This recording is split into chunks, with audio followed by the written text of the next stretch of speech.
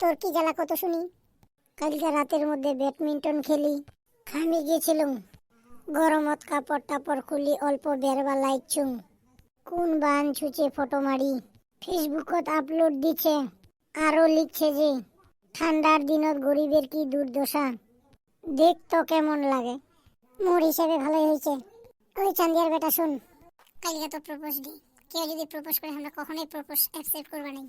আমরা এতদিন ধরে সিঙ্গেল, সেই সিঙ্গেল আমরা বজায় রাখবো।